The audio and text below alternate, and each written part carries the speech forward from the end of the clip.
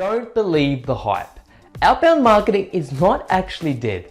Not completely anyway. So for context, outbound marketing is any type of marketing where a brand starts a conversation with a cold prospect and then sends out marketing messages. So think cold calling, cold email outreach, flyers, that sort of thing. Inbound marketing, on the other hand, is when customers find you when they're looking for your actual products or services. So because the fuel of inbound marketing is genuinely helpful content that either helps them in their day-to-day or in their buyer's journey, the idea of inbound marketing is to own that buyer's journey when they're looking for your product.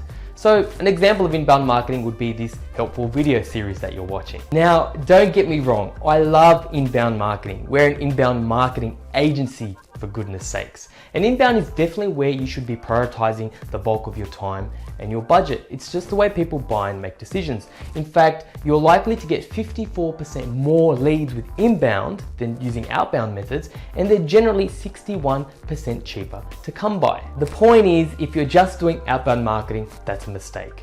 And if you're just concentrating on inbound marketing, chances are you're missing out on a huge windfall of leads as well. But if you are prioritizing inbound marketing, you can utilize a lot of those principles for your outbound efforts and really make the two sing together. So now let's talk tactics. Let's talk about the how to do outbound the inbound marketing way. Now, firstly, let's talk measurement. So the first tip is use your inbound marketing measurement framework to measure your outbound marketing efforts. Now, measurement framework tells you exactly how many leads, how many customers you got from different channels and different activities. So you're able to figure out what the cost per customer is for a particular activity and put money in or money out. So like I said, I wouldn't embark on outbound marketing if I wasn't doing inbound marketing properly. And one of the key fundamentals of inbound marketing is to have a measurement framework. Once you do that, you're able to measure and track your offline activities as well. So let me give you an example. For one of our clients who does a lot of flyer work, we're able to pinpoint what time of the year flyers work best.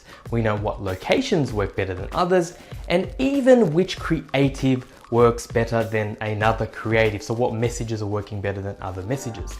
A lot of this has to do with the fact the client uses HubSpot, which is a marketing automation tool. How we've done this is we've created an offer with that flyer that is only available with that particular flyer. We've created a landing page or a web page where that flyer takes you to. That web page is only for that flyer.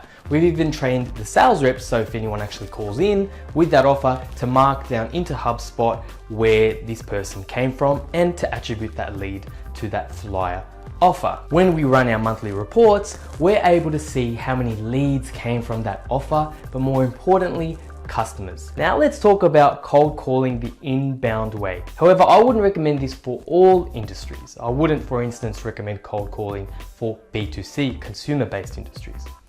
Now, the broken way to do cold calling is to buy a bunch of lists, hire a bunch of telemarketers, and call people at god-awful hours with very bottom of funnel offers like buy now, you're looking for this, we can help you out. That's not the way we're suggesting to do it. Now here's the inbound way to do it. If you're doing inbound marketing correctly, you would have defined your buyer personas and your customer profile. So first and foremost, inbound marketing is going to help you define a very clear list. And because you have a well-defined list, you're able to target those pain points and triggers in your cold calls. But more importantly, and this is probably our most important tip in this whole thing, is rather than call up and trying to sell something, offer something of value for absolutely free. Now, the thing of value needs to be of real value and very specific to your persona.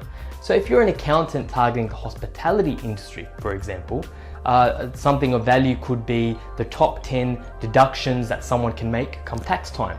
It could be formulated as an ebook. Something like that. So how does this all work and where is the power in doing it this way? Well, if your callers are now calling a defined list, giving an actual offer of value, the trick is to use a marketing automation tool. Now, if they send this offer, ebook, whatever it is, via HubSpot, you're able to get a wealth of data and intelligence you probably couldn't do it doing it the old way. For instance, if your cold callers send the offer or thing of value via HubSpot, you will be able to tell if that prospect opens your email, if that prospect uses your tool, if they come back to your website, and how many times they actually return to your website, your email, or any of your assets. All of a sudden, if these prospects visit the right type of pages like your pricing page, come back 3 or 4 times to your website, this is the list your closers need to be calling. These are the warm leads ready to be closed. So if you have a particularly kind of helpful type of product that people don't know about, cold calling might actually be your best bet. If you've defined your personas, your customer industry and profile, and you have a compelling offer that you can give away for free as a taste, with a tool like HubSpot, you're well on your way to finding a cold calling formula that may just work.